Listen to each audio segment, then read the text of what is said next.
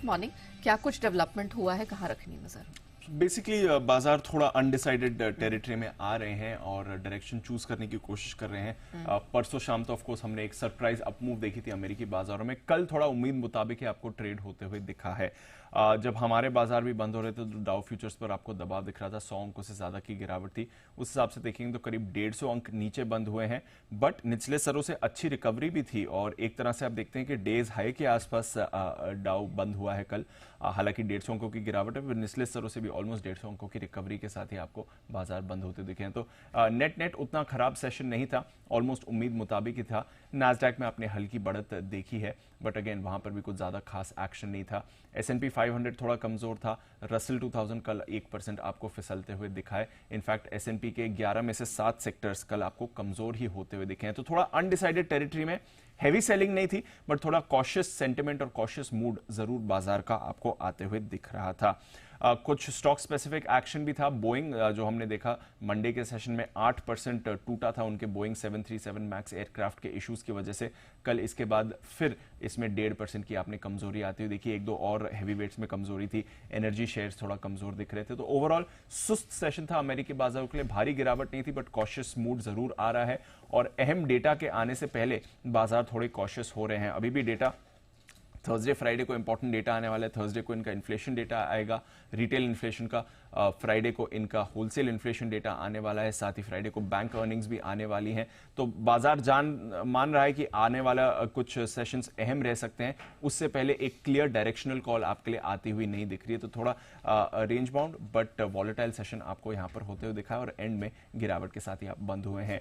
Bond deal आपकी लगातार 10 साल की जो है वो 4% के ऊपर कायम है। 60% जानकर अभी भी मार्च रेट की उम्मीद लगा रहे हैं, बट ये जो डेटा आएगा इन्फ्लेशन का, वहां से फिर आप इन उम्मीदों को चेंज होते हुए देख सकते हैं। तो देखते हैं कैसा एक्शन बनेगा, बट फिलहाल डायरेक्शन लेने के मूड में एटलीस्ट कल तो बाजार नहीं दिख रहे थे। और इसमें कंफ्यूजन ऐड करा है दो फेड के सदस्यों ने भी, जिनकी कमेंट्री काफी मिलीजुली आपको आती हुई दिखी है। एक अटलांटा के फेड के सदस्य हैं, उन्होंने कहा कि फेड को अपना सख्त रुख अभी भी बरकरार रखने की जरूरत है। जो मॉनेटरी टाइटनिंग का स्टांस है वो अभी भी बरकरार रखना चाहिए, क्योंकि क्लियर इंडिकेशंस नहीं है कि सब कुछ ठीक हो चुका है। उसके सामने एक और फेड गवर्नर थे, उन्होंने कहा कि वो मानते हैं कि अब तो रेट हाइक तो खैर उसका समय खत्म हो चुका है, वो रेट कट के पक्ष में है। जैसे जैसे इन्फ्लेशन नीचे आता जाएगा, रेट कट शुरू करना भी जरूरी हो रहा है। तो मिक्स्ड कमेंट्री आती हुई दिख रही है फेड की तरफ से भी। यहां से भी क्लैरिटी नहीं है कि एग्जैक्टली कब रेट कट शुरू होंगे, और बाजार भी डायरेक्शन कल तो लेने के मूड में नहीं दिख रहे थे।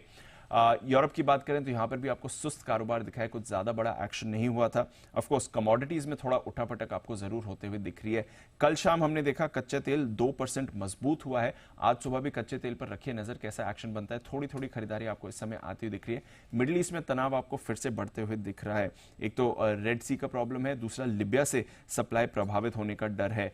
रेड सी में बात करें तो हौथी जो मिलिशिया है, उन्होंने एक बड़ा अटैक, यानी अब तक का सबसे बड़ा अटैक लॉन्च किया है। जितने भी शिप्स उस एरिया में है, 2 शिप्स को फिलहाल अटैक किया जा रहा है। माना जा रहा है कि करीब 50 शिप्स हैं जो उस एरिया में है जहां पर इनका अटैक अभी अभी चल रहा है। तो वहां से भी थोड़ी नर्वसनेस आ रही है बाजार में।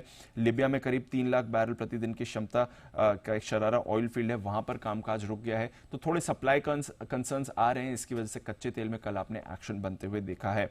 नेचुरल गैस, ये भी हम देख रहे हैं 8 हफ्ते बाद $3 के ऊपर जाते हुए दिख रहा है। एक विंटर स्टॉर्म आ गया है यूएस में, जिसकी वजह से कई स्टेट्स का पावर सप्लाई ठप हो गया है। तो हीटिंग डिमांड बढ़ने वाली है, जिसकी वजह से आप देख रहे हैं कि नेचुरल गैस के प्राइसेस भी ऊपर जाते हुए आपको दिख रहे हैं। सोना 3.5 हफ्ते के निचले स्तर पर है। बेस मेटल सुस्त है। डॉलर इंडेक्स मजबूत है, 102.2 के ऊपर यहां पर कारोबार हो रहा है। तो ओवरऑल संकेत थोड़े नर्वसनेस के हैं तो ऑयल मार्केट्स में, नेचुरल गैस में, और थोड़ी नर्वसनेस बाजार में भी आपको दिख रही है फेड के रुख को लेकर। देखते हैं आने वाला डेटा क्या दिखाता है।